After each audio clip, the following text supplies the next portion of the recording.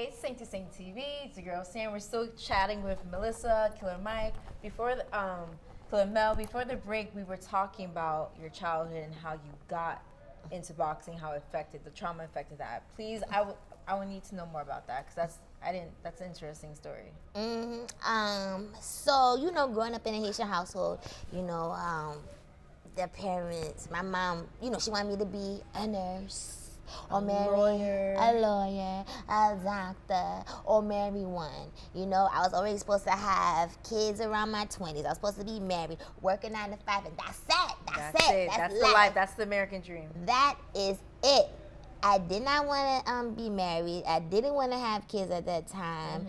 And, I had other interests, And, of course, I was afraid to tell her that, And, so I was kind of just trying to impress her and stuff. So after just taking all the abuse and stuff, holding that inside because we're not supposed to speak about what's going on in the house. Yep. So one day I went to school, and I was at school and we was doing homework and stuff, worksheets and stuff, and the teacher, she just put her hand, and I jumped because my father had beat me, and she said, "What happened?"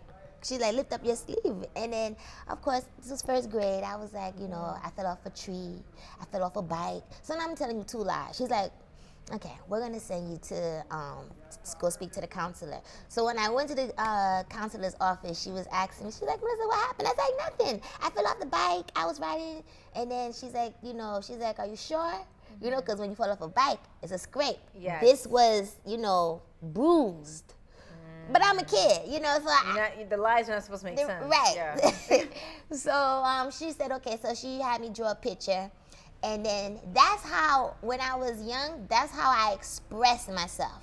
Before boxing, me drawing pictures and writing down what's going on, the chaos inside the house. Because, there was so much going on. If I wasn't getting hit on, my brother, my sisters, or my mom and my dad were fighting. So that's all I seen was violence, violence, violence. So that was a lot for me, at a point where I thought, this is normal, So I remember I drew a picture, and I never forget it. I drew a picture of a little girl just like this, head just the way I am, and then I scribbled all around in black, chaos, chaos, chaos, chaos. Wow. So when she saw the picture, she's like, "Who is this?" And I said, "That's me." And then she's like, "What's all this going around?" And then I told her what happened to me. I said, my parents, they beat me.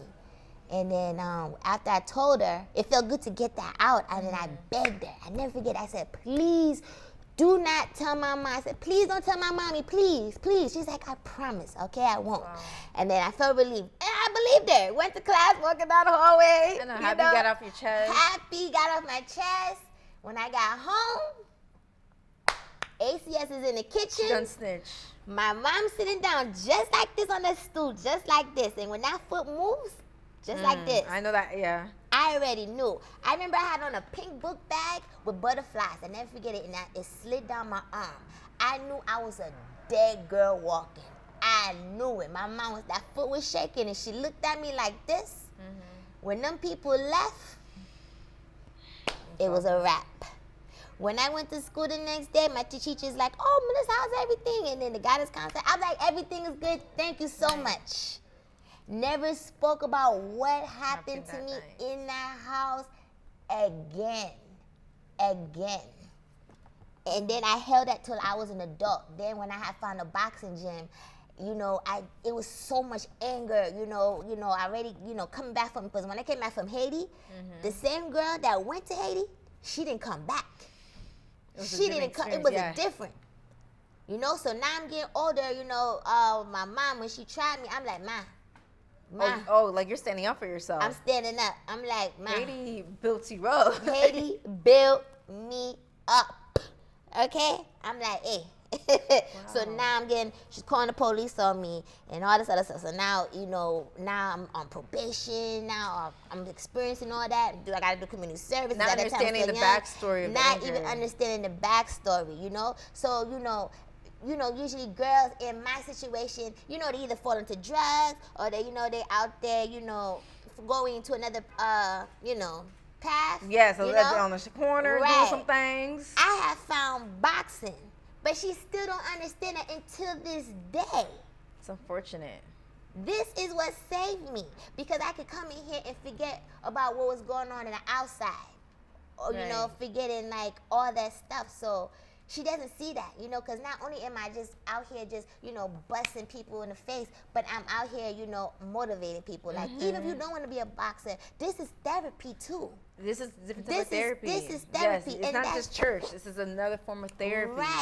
Right. And then when you're in here for this hour or two, you forget about what is going on, because now you're releasing all that. Because one thing you don't want to do is carry that weight with you throughout your life. So you can come here every day and dump a little bit of that, and then go back outside and recharge your fresh self. You could be your best self, and that's what that was for me. And that is why I've been in this game for so long. You know, I started when I was 17. I'm 39 years old. I'll be 40 next month, you know?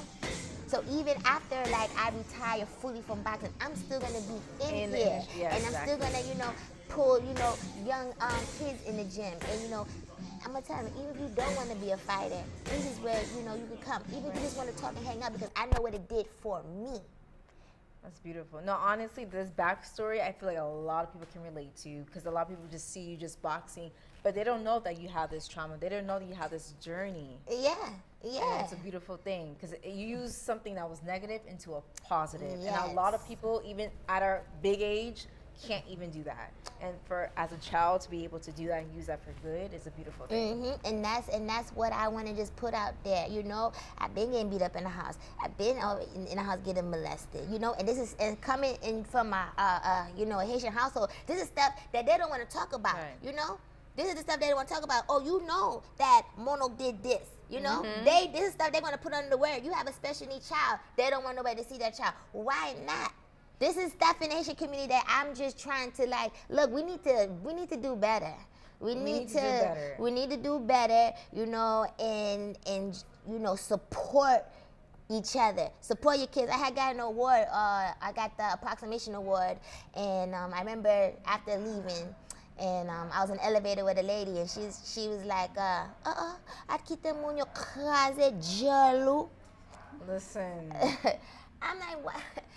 I said, you know, I really wanted to, you know, listen, slap her in the elevator, but you know what? I said, you know, let me just tell her who I am, you know, so we can do better as people. We don't always have to be so negative towards each other. Yes, I know it's odd, you know, and we're like, oh, there's a Haitian American female boxer. Because even when I went to Haiti, that was probably the best part of my boxing career, fighting in Haiti. Not once, not twice, but 3 times. Having Sweet Mickey there, you know, and the people, they were saying they thought I was a myth.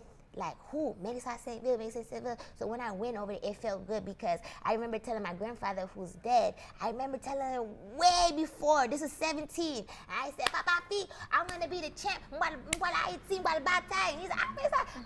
they don't want to agree my side. And I'm like, no, Papa P, watch. And I did it. And honestly, I love it. And the fact that you have so many people supporting you is amazing. We're going to talk more about the Haitian community and how it was for you to be a Haitian boxer in America after this quick break. Okay.